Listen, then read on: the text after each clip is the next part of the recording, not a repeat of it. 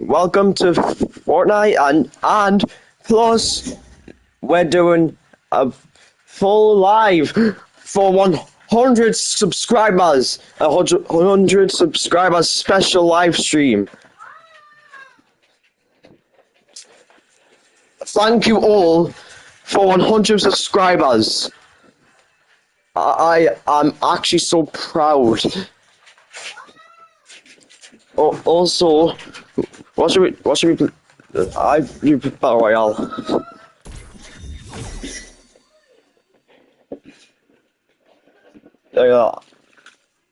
Yeah, I got one of my friends joining.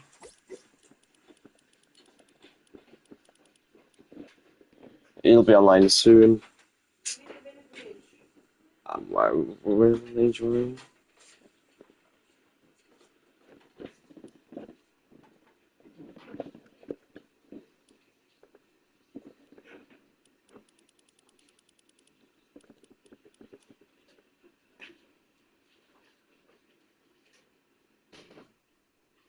I never used to stay online. Never cool. You leave it.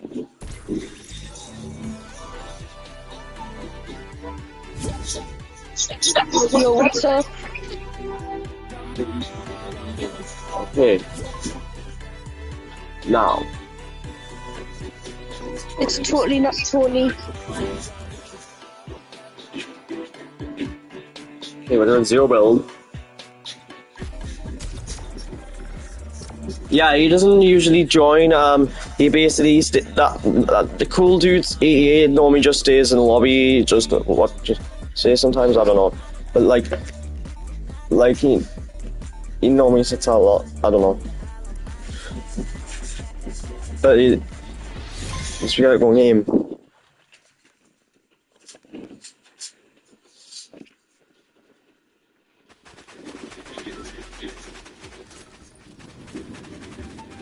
Like, oh my god, thank you guys still for 100 subscribers. I am so glad. Yeah. I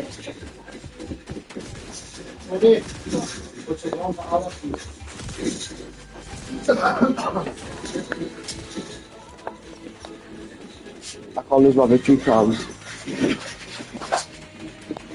Yeah, my brother's got my brother's game crashed.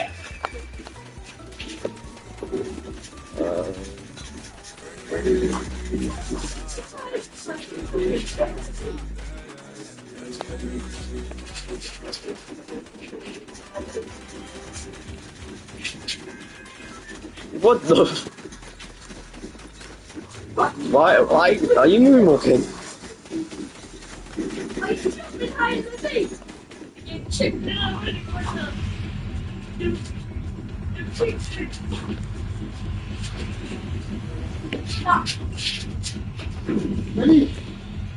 Where's your land?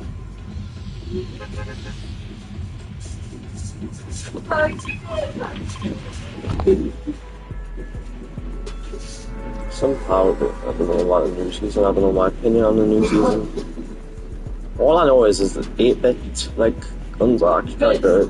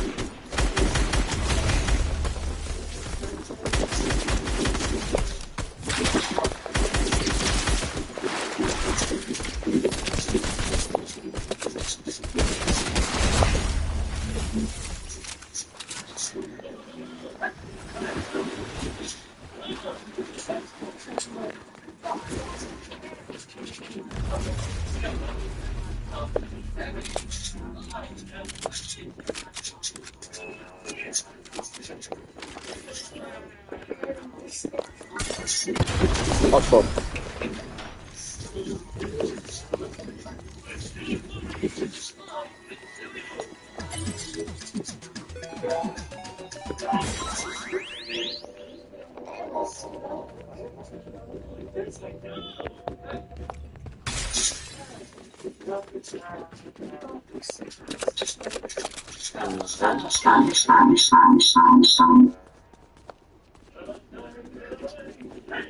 Okay, now where is that?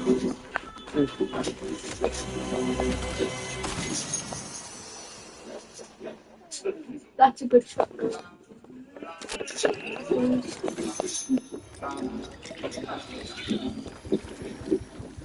Yeah, I'll check on that.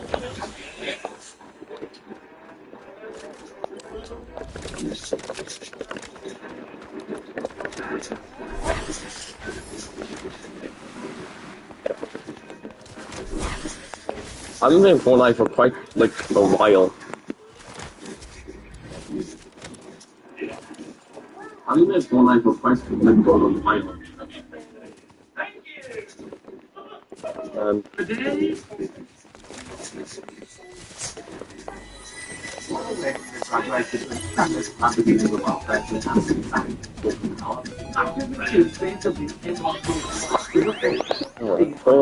Let's go. And he's frustrated, which has also been massively huge with an undisclosed amount of water. Well, we're going to find out. You're watching Garland, hopefully, no comments will blow up.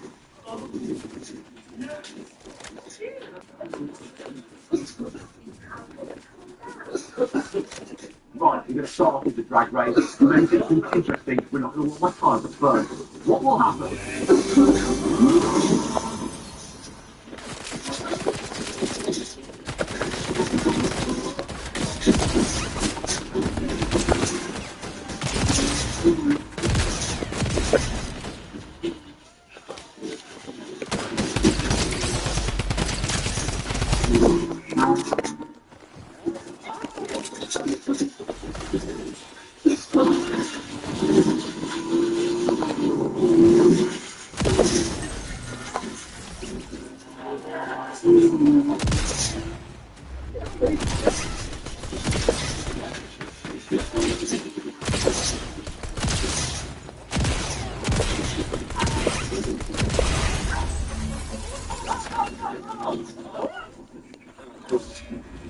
Wow, that was amazing. And it's caught me up at BMW. I'm so surprised.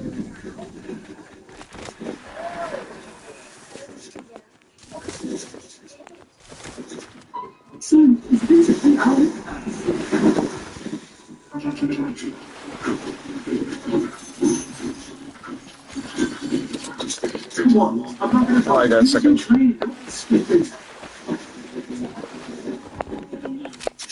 One more, that's just bugs.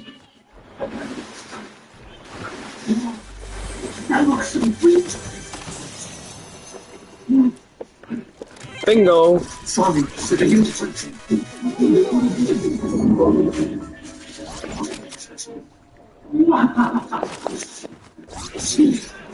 After being bitten by a spider, Peter's fingers became covered with spider barbs. When he tried to crawl like the spider, it felt natural. Looking toward a distant tower, Peter attempted to shoot webs, but no matter what gesture he made, nothing came out. Just as he was about to give up, a strand of web shot out, gripping the tower. Peter gathered his courage and jumped across. Peter discovered his newfound superpowers and was incredibly excited. To pursue his dream of becoming a superhero, he designed his first spider suit, but he still needed a vehicle, so his eyes landed on a used sports car. He then spotted an advertisement for a boxing match. A sudden idea struck him. It was an underground fight club where anyone who could last 3 minutes against the reigning champion would earn $3,000. Before the match, the host asked Peter his name. Peter said, Human Spider. The host thought the name wasn't from enough and changed it on the spot. The announcer declared the challenger as Spider-Man, and Peter adopted this name from then on. When the audience saw Peter's scrawny frame, they threw garbage at him. The match began, the cage dropped, and the champion decided to enjoy these 3 minutes. But as soon as he charged, he missed. Peter just wanted to survive 3 minutes and leave. The champion grabbed a chair and swung at him. Peter fought back without hesitation, landing several kicks in quick succession. The champion couldn't take it anymore. 2 more kicks sent him flying, and he crashed to the ground unconscious. The crowd erupted in cheers. Peter won. When he went to the office to claim his prize money, the boss only gave him him $1,000, saying he needed to last They are supposed to fight. to get $3,000. Peter knew the boss They are was being supposed to unfair, fight. so he turned and left without a word. Just then, a man Tony, burst in and shall join that fight. grabbed the cash. Tony, When Peter shall saw join it the was the fight. boss being robbed, he didn't intervene and simply left the park. Shall join the After fight. leaving the fight club, Peter saw numerous police cars. He pushed But of course we'll die.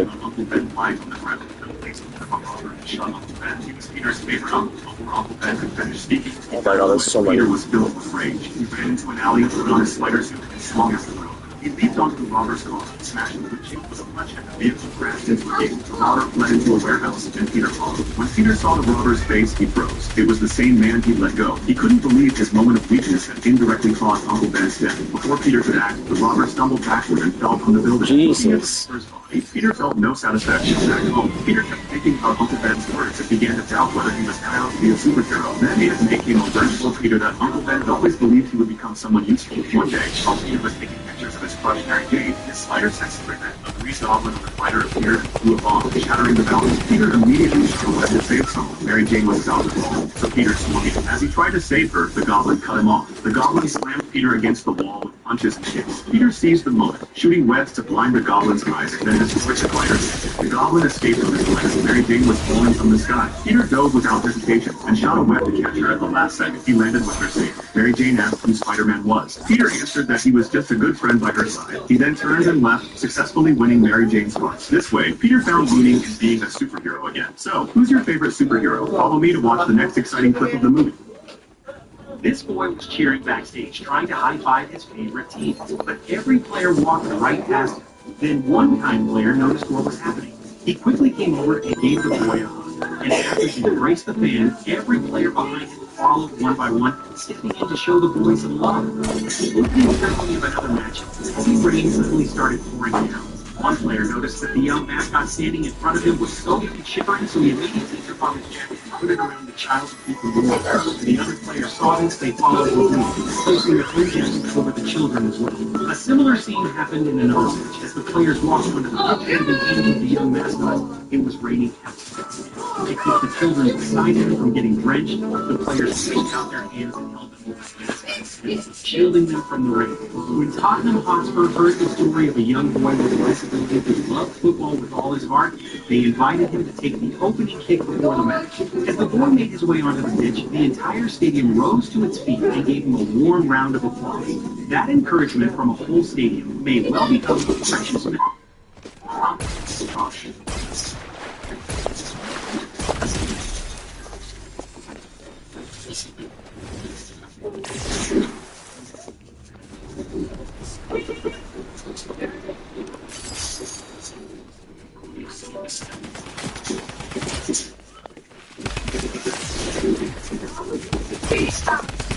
I forgot my microphone's at home. I'm in front of my phone, bro. Always looking at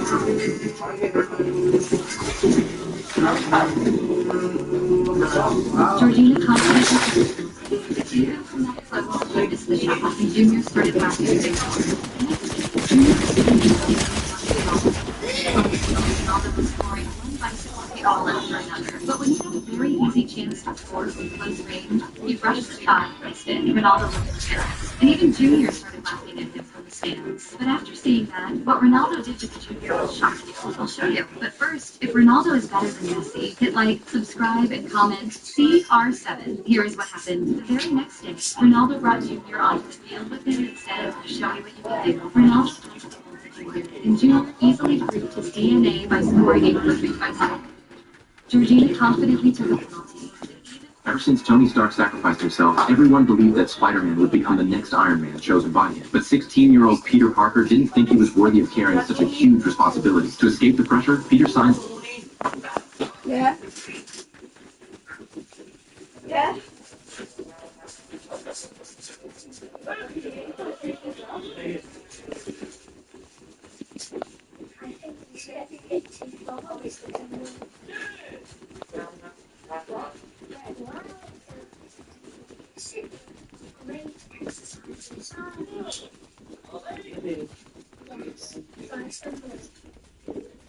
Okay.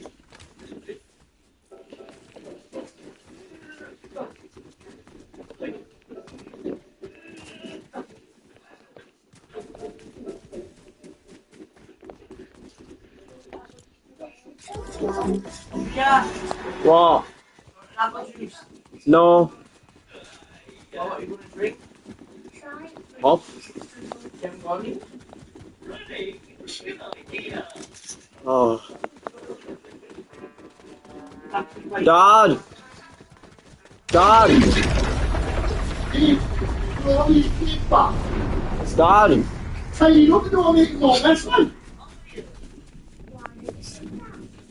Up for his school's European trip. He decides not to bring any Spider-Man suit, hoping to simply enjoy the journey as an ordinary teenager. After boarding the plane, Peter asks Ned to help him get closer to the girl he likes, MJ. Ned tries to help him switch seats, but after a series of attempts, Peter somehow ends up sitting right next to his teacher instead. When they arrive in Venice, Peter secretly buys a bracelet, planning to confess his feelings to MJ. But just as he is about to make his move, something strange happens. The crabs along the shore suddenly flee, and the water beneath a manhole mysteriously disappears. The next second, two massive tentacles emerge from beneath the water, followed by a giant wave shooting into the sky. A huge water monster appears, swinging its fists and destroying everything around it. Peter immediately rushes forward to stop it, but he quickly realizes that his webs are completely useless against the creature. Instead, he is knocked away by a single punch. At the critical moment, a mysterious man wearing a green helmet appears. He launches an attack and temporarily blocks the monster's advance, but the creature quickly creates a massive wave and punches the mysterious man straight into the water. Peter puts on his mask again and decides to join the battle. Meanwhile, Mysterio plans to lure the water monster toward the center of the city square. Along the way, countless buildings are destroyed. Peter can only keep firing webs to hold up falling debris and protect the innocent civilians below. During the fight, the monster's attack hits a lighthouse. Peter immediately shoots webs toward both sides of the structure, using all his strength to prevent the buildings from collapsing. At the same time, Mysterio finally finishes charging his power. He releases massive energy from both hands, trapping the water monster completely. Then, with a powerful pull, he tears the creature apart in front of everyone. The crowd begins cheering his name, while the media reports non-stop on his heroic actions and gives him a new title, Mysterio. After returning to his room, Peter discovers that Nick Fury has already been waiting for him. Soon after, they arrive at a ILD base, where Peter meets Mysterio again. It turns out that Mysterio has already defeated 3 elemental monsters, and the last remaining threat is the most dangerous one, the fire elemental. To prevent a disaster, Fury demands that Peter join the capture mission the next day. However, Peter believes he is not powerful enough to handle the situation, and thinks they should find a stronger opponent for help. Seeing Peter refuse, Fury has no choice but to let him leave for the moment. The next day, Peter plans to continue his trip as usual, only to discover that Fury has secretly changed his destination using his authority. With no other option, Peter is forced to join the mission. Along the way, Peter puts on the smart glasses left behind by Tony. After activating the system, he discovers that the glasses contain an advanced artificial intelligence called Eden. The system can not only connect to Stark Industries' global network, but also access a massive number of defense satellites. As long as Peter gives the command, almost anyone's information can instantly appear right in front. Ever since Tony Stark sacrificed himself, everyone believed that Spider-Man would become the next Iron Man chosen. Spin the soccer. What is this guy doing? Hello. Live streaming. What is this guy doing in my Bugatti? Help. Spin the soccer. Ever since Tony Stark sacrificed himself, everyone believed. A lot of people don't understand why Venom insisted on dancing with Mrs. Chen when he knew it could expose the Codex. The truth is, he was simply trying to enjoy what might be their final moments together. From the second Venom spotted the Xenophage from the plane, he knew that he and Eddie probably weren't going to make it out alive. To stop Null from getting the Codex, Venom had already made up his mind to sacrifice himself. Eddie just didn't know it yet. Sure enough, while the two were dancing, the Codex signal was exposed again, and the Xenophage immediately came after them. Venom quickly separated from Eddie, because as long as the Codex disappeared, the creature would no longer be able to track them. Once it lost the signal, the Xenophage turned around and left. But the moment it was gone, a military special ops unit arrived. They used sonic weapons to force Venom out of Eddie, captured him with a containment device, and took Eddie back to their base as well. What no one realized was that the Xenophage had been following them the entire time, and had slipped inside the base just before the gates closed. When Eddie woke up, he found himself locked inside a laboratory. Even more shocking, he came face to face with the detective everyone thought was him. It turned out that the doctor had saved his life using a symbiote called Toxin. Toxin warned Eddie that he had to protect the Codex at all costs, and never let Null get his hands on it. Not long after, the general arrived with his men. After seeing firsthand how terrifying the Xenophage was, he knew that if the creature ever broke into the base, no one there would be able to stop it. So he decided to eliminate the problem at its source. Kill Eddie and make the Codex disappear for good. Ignoring everyone's objections, the general shot Eddie's chest. At the last possible second, Venom bonded with the female lab assistant nearby and managed to save him. As it turned out, half an hour earlier, the assistant had noticed that Venom was getting weaker and weaker. Feeling sorry for him, she secretly released him. The Codex's location was exposed again. The Xenophage flew off straight into the base. As Venom was about to be overwhelmed, Toxin smashed through the glass and locked the monster down, buying Venom enough time to escape. But Toxin paid the ultimate price and was swallowed whole. Venom made it to the main laboratory and separated from Eddie once again. With the Codex signal gone, the Xenophage completely lost control. Instead of searching for its target, it began attacking everyone in sight. With the situation spiraling out of control, the lab assistant had no choice but to release every symbiote being held at the base. They quickly found hosts, transformed into different forms and joined forces to attack the Zenithage, throwing the entire laboratory into chaos. With the other symbiotes covering them, the two smashed through a wall and escaped outside. That was exactly what Martin and his family saw. Half an hour earlier, the family had secretly snuck into the base hoping to find aliens. They never expected to walk straight into an all-out battle between extraterrestrial monsters, but the Xenophage quickly chased them outside, with the military right behind them, and he wanted to keep running. But then he noticed Martin's family trapped on top of a tower. He couldn't bring himself to leave them behind, so he rushed over and told them to get out as fast as they could. At that moment, the general raised a rocket launcher and aimed at the Xenophage. He didn't care that other symbiotes were right inside. The explosion shook the tower, causing Martin and his family to lose their balance and fall. In the nick of time, Eddie extended his tentacles and caught his new children, while two other symbiotes saved Martin and his wife. But then the Xenophage, which had just been blown to pieces, somehow held back up. Its body regenerated right before their eyes at an unbelievable speed. Just as it was about to go on another killing spree, the doctor came charging in with the truck and slammed straight into it, sending the creature flying. Everyone was about to get into the truck and escape when the Xenophage suddenly threw back its head and let out a terrifying roar, sending a distress signal all the way to Null on Centaur. Determined to claim the Codex, Null immediately sent even more Xenophages toward Earth, and this time, the real crisis was only beginning.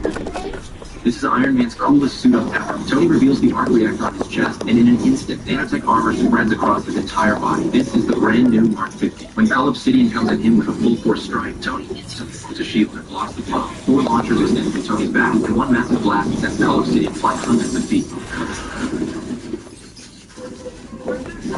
But before Tony gets to the spawn, Ebony Maw suddenly attacks, using his powers to launch Tony high into the air.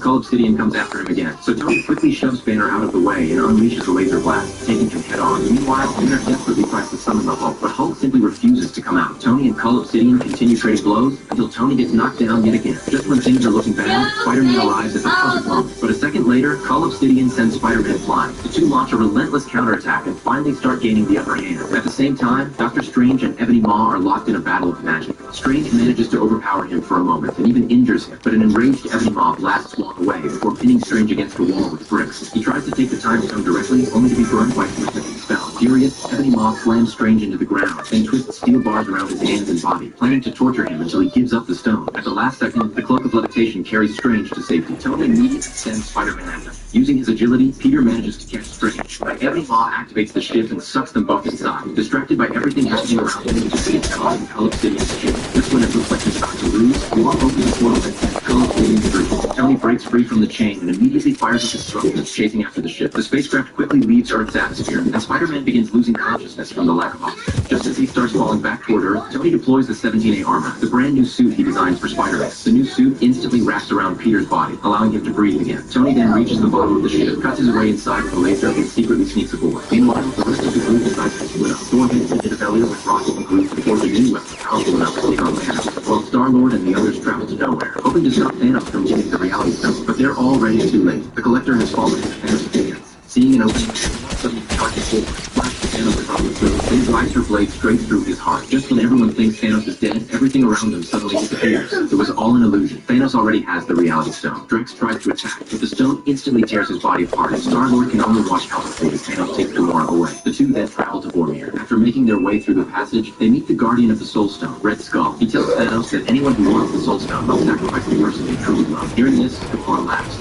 She believes Thanos to love him, which means he can never obtain the Soul Stone. But when Thanos turns around, tears are running down his face. Gamora may only be his adopted daughter, but Thanos has always loved her as his own. Desperate to stop him, Gamora tries to take her own life, but Thanos stops her just in time. In the end, Thanos makes his choice. When he wakes up again, the Soul Stone is already resting in his palm. Meanwhile, aboard Ebony Maw's ship, Doctor Strange finally loses consciousness. Just as Ebony Maw prepares to use new methods to force him to surrender the Time Stone, Tony finally arrives.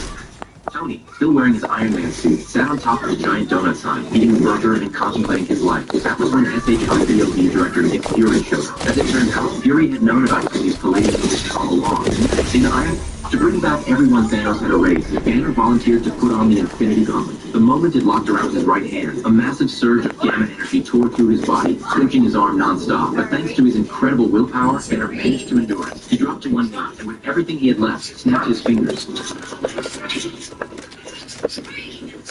As soon as it was done, Tony rushed over to cool Banner down. The doors of the compound slowly opened. Life began returning outside, and Hawkeye suddenly received a call from his wife. There was no doubt about it. They had succeeded. But before anyone could celebrate, Banner noticed something terrifying. A massive warship hovering above the compound. The next second, a barrage of missiles rained down. The Avengers compound was instantly blown to pieces. To get to Tesseract, Tony secretly infiltrated Stark City. The Battle of New York was just ended, and those who had already been captured by the original Avengers. As everyone prepared to leave in the elevator, Tony made his way to the other side of the building. The Chinese help, he identified the undercover Hydra agents who were taking over. Amen.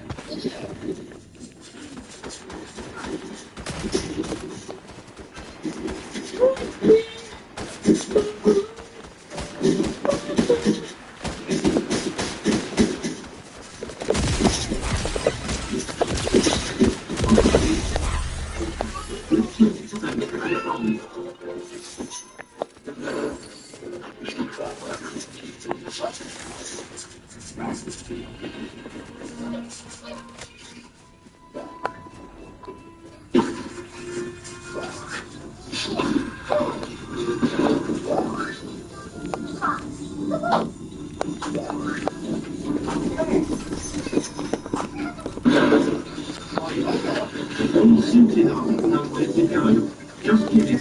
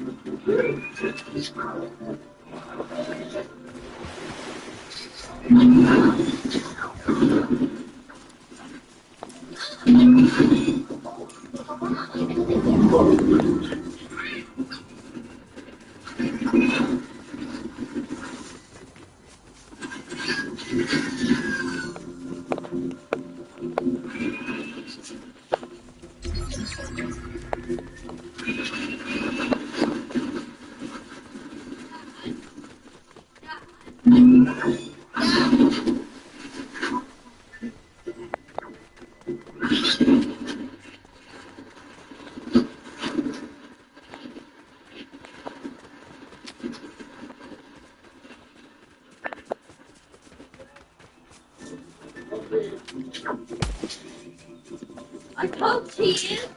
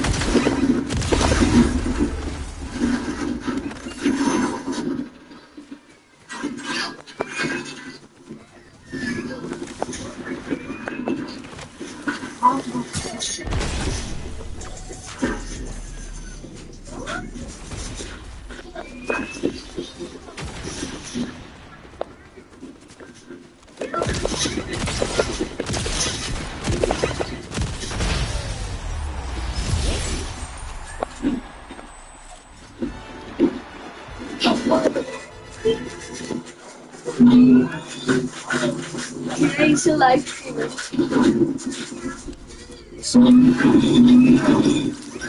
Yep, one.